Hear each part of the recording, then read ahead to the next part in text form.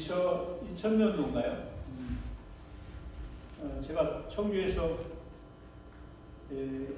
일용직 노동자와 함께 그 건축 일을 하고 노동을 하는 그런 공동체를 이끌었는데 IMF가 왔어요. 좀 일단 망했죠. 평생을 우리 집안도 대대로 예수를 믿는 집안이라서 하나님 나라 운동을 한다고 살았는데 인생 40 중반에 인생 종쳤어요. 죽고 싶더라고요. 그러다가 이제 죽지 못하고 대전신학교로 도망을 왔는데 미소년도에 빈들교회로 왔죠. 그리고 새로운 신앙의 구원을 얻었습니다. 민중이 하늘이다. 바닥이 하늘이다. 또 그렇게 새롭게 제 신앙 삶을 시작을 했습니다. 그러면서 IMF 때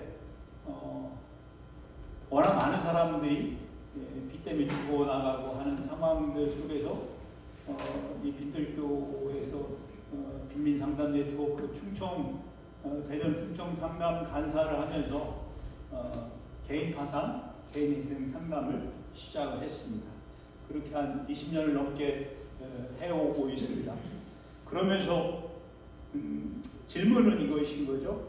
빚진 죄인이 참인가? 그런데 인류 역사 속에서 빚진 죄인은 참입니다. 누구든지 빚을 지면 채권자에게 삶을 억압당하고 쫓기고 그래서 채무노예로 인생을 종을 쳐야 됩니다. 그게 고대 문명 세계로부터 21세기 불로소득 자본주의 이 시스템 속에서까지 변치 않는 진리입니다. 그런데 그게 아니다라고 하는 거잖아요. 개인 파산, 개인 회생이. 놀랍게도 이게 법으로 그렇게 되어 있었습니다. 그 당시에는 IMF 당시에는 아무도 이 법이 살아있다는 걸 몰랐죠. 저도 몰랐습니다. 근데 여기 빈들교에서 상담하면서 열심히 인터넷 뒤지면서 개인 파산, 개인 회생이라는 법 제도가 있다는 걸 알게 되었고 그래서 그 상담을 계속 해왔습니다. 참 놀랍게도 법원이 빚진 죄인을 거부합니다. 빚진 죄인을 채무노예로 삼지 않고 파산해주고 면책해줘서 해방시켜줍니다. 놀라운 일이죠. 법이 그 일을 한다는 거에 대해서 저는 너무 놀랐습니다. 근데 법만 그럴 거냐? 아니다. 성서는 너무도 분명하게 빚진 죄인을 거부한다 라는 것을 알게 되었습니다. 성서 속에 있는 희년신앙은 빚을 진 사람들에게 빚을 탕감해주고 해방시키라고 명령을 합니다. 이게 성서 속에 출애기부터 레위기까지 끊임없이 줄기차게 부딪히고 있는 말씀입니다. 그런데 이 희년 신앙을 교회가 깡그리 잊어버렸어요. 사실 이제 희년하면 굉장히 어렵습니다. 50년에 한 번 돌아오는 이 사회를 완전히 리셋하는 그런 엄청난 대퍼포먼스를 보려야 돼요. 그런데 성서를 가만히 읽어보면 이 희년은 퍼포먼스가 아니라 신앙입니다. 이 희년 신앙은 출애굽부터 시작됐고 성서 속에서 끊임없이 이 희년 신앙을 이야기하고 있습니다. 그래서 이 한국 교회뿐만 아니라 세계 교회가 왜 희년을 잃어버렸을까? 이 희년이라는 엄청난 대퍼포먼스를 온 나라의 시스템을 왕창 바꾸는 그런 퍼포먼스를 보려야 하는 때문에 그렇다고 생각합니다. 그래서 성서학자들은 그런 얘기를 합니다. 희년이 한 번도 성서 안에서 실현된 적이 없다. 없을 수도 있습니다. 그런데 흉내낸 적이 있습니다. 그게 바로 유다 왕국이 바벨론으로부터 망하기 직전 히스기야 왕이 에레미야 선지자의 강력한 권고로 비탄과 해방을 선포했습니다. 예루살렘 성을 해방구로 만들었는데 금방 뒤바꿨죠. 그리고 바벨론 포로기에서 예루살렘으로 귀환하면서 느헤미야 때 또 한 번 선포했습니다. 그런데 이건 불안정했죠. 제대로 된 것은 아니었습니다. 세상을 하나님 나라 복음을 바꿔내는 그런 것은 아니었습니다. 그럼에도 불구하고 성서 속에서 희년신앙을 이야기하는 내용들은 깊고 넓고 깊어서 도무지 부정할 수가 없습니다. 그래서 저는 오늘 그 설교 제목은 좀 어려울지 모르겠지만 성서 속에서 희년신앙 행동 서사를 읽어내자 이렇게 제목을 달았습니다. 그럼 희년신앙이라는 게 무엇이냐? 50년 대퍼포먼스뿐만 아니라 하나님께서 히브리들을 파라오의 노예 세상으로부터 해방하시고 구원하신 그 사건부터 희년신앙의 시작입니다. 희년신앙은 야훼 하나님께서 히브리 노예들의 하나님으로 나타나셔서 그 히브리들을 노예 상태에서 해방하고 구원하는 사건으로부터 출발합니다. 히브리들은 그 해방과 구원 사건의 체험을 가지고 자기 삶을 살아나갔고 자기 삶 속에서 끊임없이 비탄감 운동을 했고 해방 운동을 했고 그 경험과 신앙 고백과 사건들이 계속 이어져서 서사가 되었습니다. 그 서사가 그 히브리들의 희년신앙 행동 서사가 성서입니다. 그게 히브리 성서예요. 저는 성서 속에서 그 히브리들의 해방과 구원 사건, 히브리들의 그런 해방과 구원 사건을 일으킨 삶의 고백과 신앙 고백과 삶의 자리를 읽어내자는 것이 희년신앙 행동 서사 읽기라고 생각을 합니다.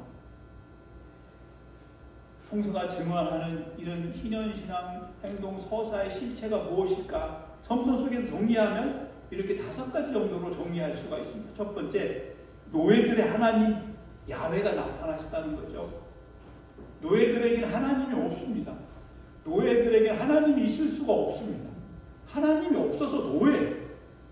하나님은 그 노예를 지배하는 제국의 지배자들의 하나님이시로 인류 역사 속에 나타났습니다. 그런데 놀랍게도 성서는 그 노예들의 하나님이라는 분이 나타나는 거예요. 그분이 우리가 얘기하는 여호와 하나님, 야훼 하나님이신 거죠.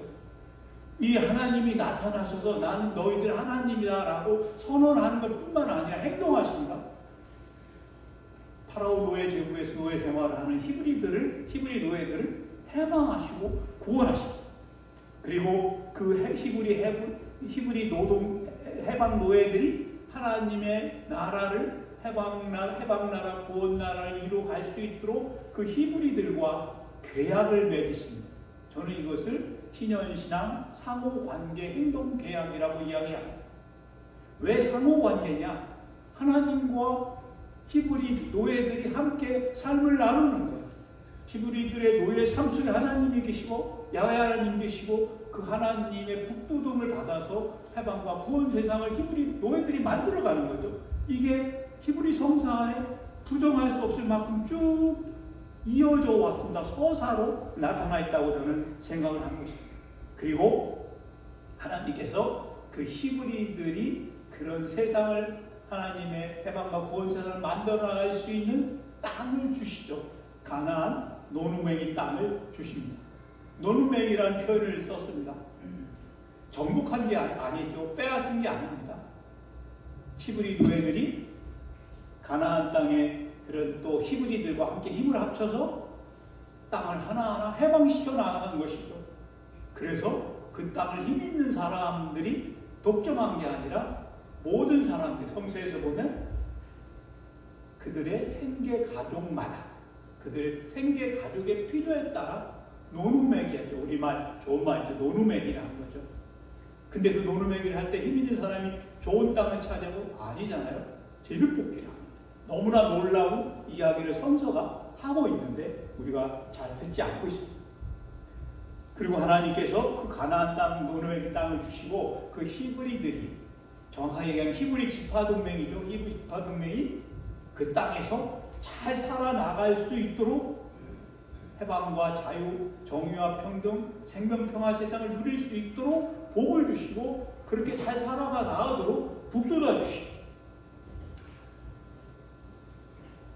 자세한 이야기는 조금 이따가 그 시간에 하겠지만은, 성서는 이렇게 하나님이 히브리들과 계약을 맺으시고 히브리들이 하나님의 계약에 따라, 하나님이 계약의 조건으로 주신 행동 법규에 따라 살아간 내용들이 너무나 선명하게 수천 년이 이어지는 서사로서 우리에게 증언을 해주고 있다고 생각합니다. 희년신앙 행동 서사라고 말을 하면 결국 성서는 어떤 유명한, 어떤 위대한 하나의 예언자가, 무슬림을 욕하진 않습니다만 무슬림처럼 마음의 신 어느 날 동굴 속에서 홀로 받은 그런 계시가 아닙니다. 성서는 역사예요. 신앙의 역사죠. 히브리 해방 노예들의 희년신앙 행동 서사의 역사입니다. 성서는 히브리들이 살아가는 지중해 세계의 그 제국주의 역사 속에서, 그 문명 속에서 쓰여지고 행동하고 또 누렸던 그런 신앙의 역사입니다.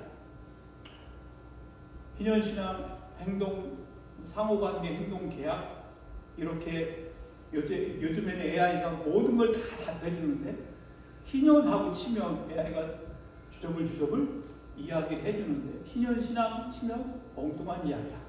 희년신앙 상호관계 행동 계약, 또 엉뚱한 소리를 합니다. 제가 이 말씀을 드리는 것은 제 이 말씀이 너무나 낯선 거예요. 그 외에도 낯설어요. 희년신앙 상호관계 행동 계약이라는 언어가 낯설어요. 왜 저는 낯설어 언어를 쓰냐? 성서가 저에게 그렇게 가르쳐주고 증언하기 때문에 어쩔 수 없이 씁니다. 그래서 제가 교회에서 많이 배척을 받습니다. 무슨 이상한 소리라는 거야? 이단 아니야? 그런 소리도 듣습니다. 그런데 하나님은 분명히 히브리 노예들의 하나님으로 나타나셨고, 그 히브리 노예들을 노예 상태에서 해방하셨고, 그들과 함께 계약을 맺으셨고, 그 계약의 백성들이 가나안 노르메기 땅에서 잘 살아가도록 북돋우시고 힘을 주시고 끊임없이 함께 하셨죠. 그 역사가 사사기의 역사고, 그 역사가 가나안 이스라엘 땅의 나봇의 포도원 사건이고, 그것이 성서 속에 맥으로 이어져서 하나님의 고난받는 백성들의 이야기가 됐고, 그 하나님의 고난받는 야훼, 하나님의 고난받는 야훼의 종 예수가 나타나셔서 마침내 하나님 나라 복음운동으로 재구성하고 완결했다, 이렇게 저는 이해를 합니다. 이 희년신앙 행동 계약을 맺을 때 성서 안에는 두 가지 큰 계약의 내용들이 있어요. 아담과 맺으신 행위계약, 행위계약이라고 우리 번역을 했는데 행동계약이라고 번역하는 게 옳다고 생각합니다. 그리고 예수님의 은혜계약. 근데 이 두 계약은 신학자들이 만들어낸 계약의 내용이에요. 성서에 보면 일방적으로 하나님이 선악 갖다 먹지 마라, 내 말 잘 들어라, 그러면 너는 영원 죽지 않을 거야. 예수 그리스도를 믿으면 구원합니다. 일방적인 하나님의 통보였어요. 그런데 이 희년신앙 상호관계 행동계약은 출애굽기에 너무나 분명하게 계약의 당사자가 뚜렷하게 나타나고, 또 계약을 맺는 그런 과정과 계약에 통한 계약 내용들과 계약의 조건들과 의무와 책임들이 다 나열되고, 마지막에는 계약을 맺는 하나님과 계약의 당사자인 히브리 지파동맹이 하나님 앞에서 먹고 마십니다. 그래서 그 계약을 확인을 합니다. 이 희년신앙 상호관계 행동계약, 어렵게 표현을 했지만 이 계약이 성서의 모든 계약의 원형입니다. 이 계약을 통해서 다른 계약들이 파생이 됩니다. 그래서 이 너무나 귀중한 계약의 내용들을, 계약의 조건들을 살펴보지 않을 수 없습니다. 이 계약에서는 하나님도 계약의 당사자로서 자기 책임을 열거하십니다. 야훼 하나님께서 히브리들의 해방과 구원, 정의와 평등, 생명, 평화 세상을 보장하실 것입니다. 야훼 하나님께서 히브리들에게 가나안 노름의 땅을 주실 것입니다. 그리고 야훼 하나님께서 선물로 주신 그 땅에서 히브리 후손들이 번성하는 복을 주실 것입니다. 야훼 하나님도 이 계약에서 계약 당사자로서 자기가 감당해야 될 책임과 의무를 정하십니다. 그러면서 히브리 지파 동맹에게 히브리들에게도 행동 계약을, 그 계약에 따른 조건들, 책임과 의무를 주시는데 저는 이것을 행동 법규라고 표현합니다. 성서는 콜 미시파팀이라고 표현합니다. 미시파팀, 하나님이 주시는 계약의 조건으로서 법규들입니다. 또 어떤 구절에서는 하나님의 모든 말씀들이라고 표현하기도 합니다. 그 내용들을 저는 5가지로 정리를 합니다. 첫 번째는 피탄감과 노예 해방 선포입니다. 출애굽기 21장에 자세한 내용들이 열거되어 있습니다. 두 번째는 이자 금지와 사회적 경제 그리고 사회적 약자 돌봄입니다. 출애굽기 22장에 자세하게 기록되어 있습니다. 세 번째가 정의로운 재판과 사회 공동체 규약입니다. 출애굽기 23장에 자세히 기록되어 있습니다. 네 번째가 안식일과 안식년에 쉼이 있는 노동 세상입니다. 출애굽기 20장과 11장, 23장에 자세히 기록되어 있습니다. 창세기 천지 창조에도 자세히 나타나 있습니다. 다섯 번째가 토지 공공성입니다. 토지 공개념입니다. 출애굽기 6장, 8장, 레위기, 여호수아서에 자세한 내용들이 기록되어 있습니다. 이렇게 이 신현신앙 상호한 행동 계약에서 하나님이 히브리들에게 주신 이 계약의 조건으로서 계약 행동 법규들을 5가지를 다 나열하면 딱 이거예요. 빈들교회. 빈들교회가 하고 있는 거예요.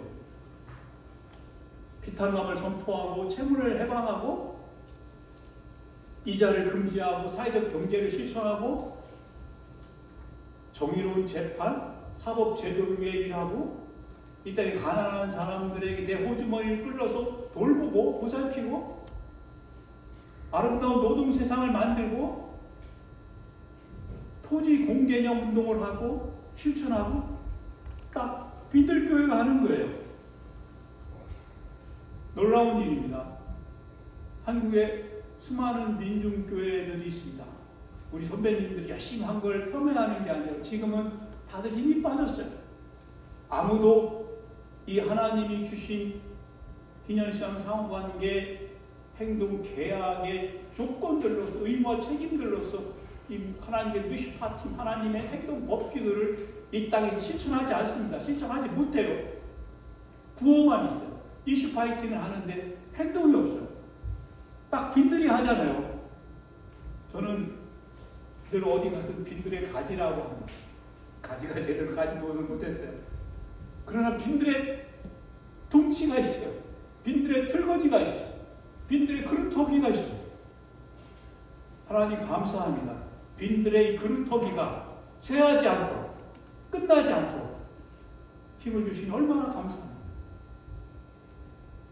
그런데 이 희년 히브리 성서의 희년을 고스란히 표현한 성서의 그 표현이 하나님 야훼의 고난받는 종입니다. 누가 고난받는 종인가? 여러 성사학자들은 그걸 가지고 많이 따져요. 누가 고난받는 종일까? 그래서 예수다 이렇게 이야기합니다. 예수님이죠. 그런데 그것보다 더 큰 밑바닥에 고난받는 종이 있어요. 그 시대 민중이에요. 그 시대 그 땅의 사람들이죠. 아레츠라는 사람들. 오클로스예요. 민중이에요. 그 땅에 고난받는 풀뿌리 사람들이 야훼 고난받는 종이에요. 그러면 누구예요? 이건 히브리예요. 그리고 빈들교회 사랑하는 교우님들이 이 땅에 고난받는 모든 사람들이죠. 그 대표와 저는 예수님이라고 생각해요. 예수님이 그 야외 고난받는 종의 대표로서 희년신앙의 모든 행동 법규를 하나님 나라 복음운동으로 완결했어요. 재구성했어요. 저는 이것은 틀림없다고 생각합니다. 예수는 하나님의 영의 사람이에요. 하나님의 아들이에요. 참 사람이에요. 그런데 갈릴리 나사렛 사람이에요. 우리는 갈릴리 나사렛 사람의 십자가 행동과 그 부활에 참여해서 우리가 지금 제2의 예수의 십자가 행동, 십자가 복음운동 시즌2를 열잖아요. 빈들이 열었어요. 저는 빈들에 가지요. 열심히 해보려고 잘 안 됐어요. 그래도 빈들이 있어서 힘을 얻어요. 빈들이 있어서 행복해요. 빈들이 있어서 즐겁고, 빈들이 있어서 제가 하고 있는 일에 대해서 절망하지 않습니다. 빈들교회가 그렇게 계속 자리 잡기를 간절히 바라요. 그러려면 예수님이 우리에게 주신 사랑의 이중 계명을 실천해야 돼요. 희년신앙이 히브리 성서 안에 너무나 방대한 양으로 쭉 있어요. 근데 예수님은 진짜 하나님의 아들이에요. 종교적인 천재 같아요. 딱 두 개로 사랑의 이중 계명으로 완전히 재구성했어요. 하나님을 사랑하라. 또 내 이웃을 내 몸처럼 사랑하라. 하나님 사랑과 이웃 사랑을 등치 않는 놀라운 일이죠. 하나님 사랑과 이웃 사랑이 예수님 시대에는 등치될 수 없어요. 하나님을 사랑할 수 있는 사람은 아주 극소수예요. 의인들 아무나 하나님 사랑하지 못해요. 사람을 사랑할 수는 있어요. 그런데 사랑하기 앞서 갈라놓아야 돼요. 내가 사랑할 만한 사람을 갈라놓아야 돼요. 근데 예수님은 하나님 사랑과 사람 사랑을 등치시키고 하나님 사랑을 통해서 이웃 사랑을 가르지 못하게 누구나 다 사랑해요. 특별히 가라라고 힘없는 사람들을 사랑을 하고 하시죠. 저는 빈들교회 가지입니다. 늙어 죽을 때까지 가지로 살 거예요. 빈들교회가 하나님 사랑과 이웃 사랑으로 세상에 아주 큰 빛으로 횃불로 영원히 남아있겠죠? 그러기를 주님의 이름으로 기도합니다. 하나님